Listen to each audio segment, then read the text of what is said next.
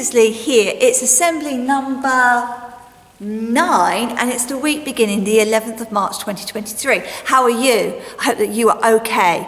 Me? Well, thank you for asking. I'm okay too. Right, let's do our routine. Come on.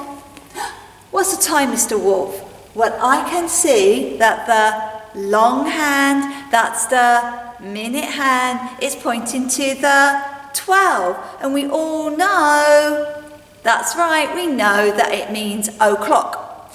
And if we look again, the green hand on our clock, the short hand, which is the hour hand, is pointing towards a number, can you see? 10. Put it all together and we get 10 o'clock. Well done. Okay, language of the month. Language of the month is Romanian. Mrs. Turner wants us all to be able to say to each other salut, which is hello in Romanian. Can you do salut to the person next to you? Salut. Fabulous. Over my shoulder, you can see the Makaton. It changes every week, doesn't it? It's coming to you. It's one we've done before. You need to use both hands. You need to put your thumb up and your little finger up, and then you're going to move your wrist from side to side. Like this, celebrate, celebrate. Can you sign celebrate? Now, why is Mrs. Lee asking us to sign celebrate? Well, do you remember a couple of weeks ago we watched a video about St. David's Day? Yeah. It was a day that the Welsh people celebrate, yeah? Okay, now coming up in a couple of nights' sleep, we've got St. Patrick's Day. Now, I know that we've been working on learning more about anybody know what this is? That's right, it's the United Kingdom. When we were celebrating St. David's Day, we were thinking about Wales, which is one of the countries. Now we're going to think about Northern Ireland, which is here. All right, and their patron saint is St. Patrick.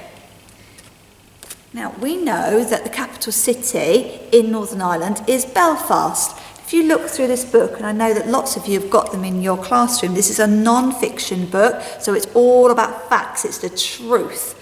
All right, if you look at the very, very back page here, it's showing you, if you can see that, it's showing you some people celebrating St. Patrick's Day, and they've got lots of green on, and lots of them are waving a flag. It's a shamrock, which is a plant, and it's to represent good luck. All right, and it's always celebrated on the 17th of March, which is coming up soon. Now this book I found in class 5. Mrs. Smith had this book on her display, and I thought, I wonder if Mrs. Smith will mind me borrowing it. I don't think she will. And this one is about St. Patrick's Day, and it's written in a poem style, all right? And this isn't a factual book. This is a fiction book. It's a little bit of fun, but it gives you an idea of how the children and how people celebrate St. Patrick's Day.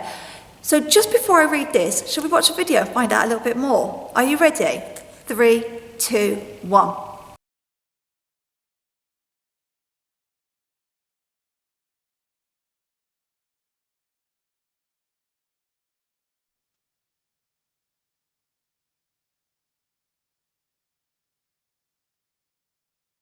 My auntie and cousin are reading for us in St. Patrick.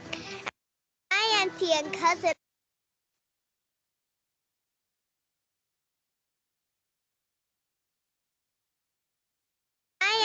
cousin are reading for us in St. Patrick. I can't wait to give my cousin Callum the sad I read for him. We're on our way to the St. Patrick's Day parade now.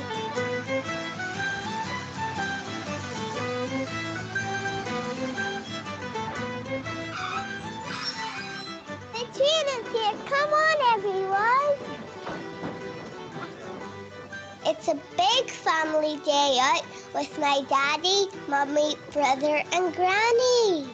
And of course, my best friend Orla too. The train set off. There's lots of steam. I'm really excited for the parade. I can see St. Patrick Cathedral from here.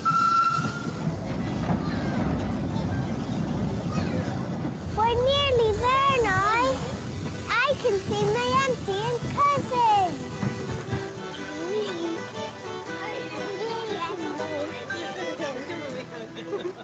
Hello. Orla, look at Callum. Come on, it's time to get to the parade. There's lots going on in Dunpatrick already, and thousands of people are gathering round for the parade. It's starting to get very busy, but we've just got some time for lunch before the parade begins. We're having Irish stew to warm our tummies before we go to the parade. This Irish stew is really yummy and it's got potatoes and meat and carrots in it. Granny loves this stew too. The parade is about to begin. Can you see the parade coming? Look, Mummy! St. Patrick's coming towards us.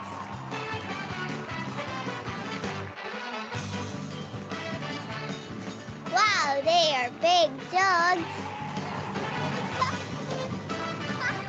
Look at that man on stilts.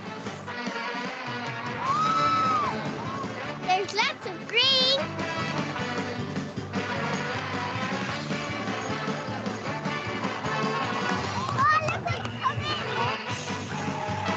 Look at those costumes! Wow! Look at those big colourful feathers.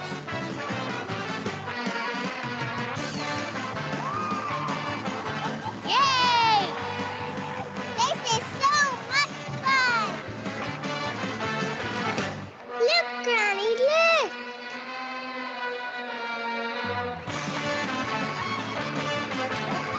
That is so colorful! Happy St. Patrick's Day! It's great to celebrate! Did you see? Lots and lots of exciting things. I could see some similarities and some differences between St. Patrick's Day and St. David's Day. Definitely, while they were celebrating, they were eating. I see that a lot, don't we, in the festivals that we've been learning about in our RE days. Do you remember in our RE days, we think about what Christians or Muslims or maybe people who celebrate a different religion, what they do on different celebration days, festivals and special days. And lots of it includes, that's right, eating. Right, shall we have a look at this book then? Okay. It's called The Night Before St. Patrick's Day. 'Twas the night before St. Patrick's Day, the day to wear green. Not a creature was stirring except Tim and Maureen. They decked out the den from ceiling to floor with streamers and rainbows and shamrocks galore. Later they carefully made traps with gold charms and rings. I bet we catch a leprechaun. They love shiny things, for if they caught one, so the legend told, they'd find where he'd buried his big pot of gold. How exciting. They set all the traps round the room with great care in hopes a wee Irishman soon would be theirs. Oh, I like this one.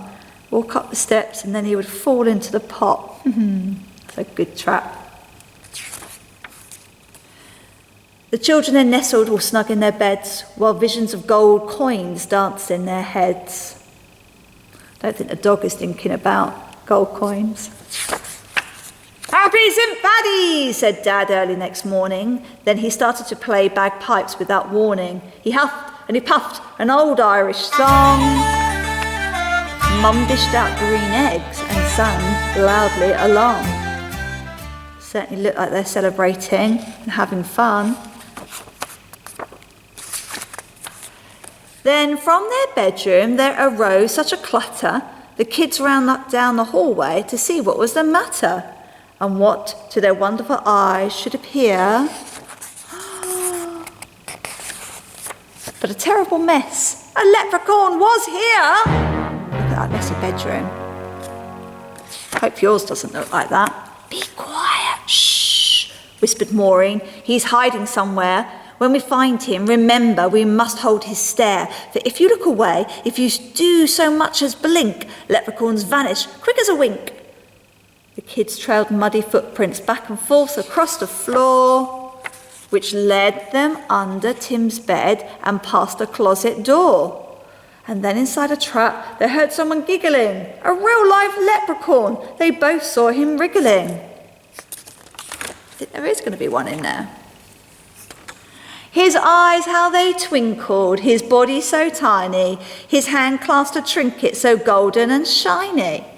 He was dressed all in green from his head to his toes, and he looked like a cobbler wearing fairy-sized clothes. The children approached him, staring straight in his eyes. Tell us where the gold is, don't be tricky, no lies.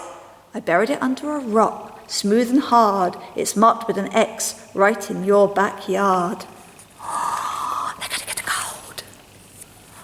gold. But when the kids went outside with their shovel and pick, they instantly saw it had been a big trick. Can you see? Lots of stones marked with X, isn't it? They're going to dig up the whole garden?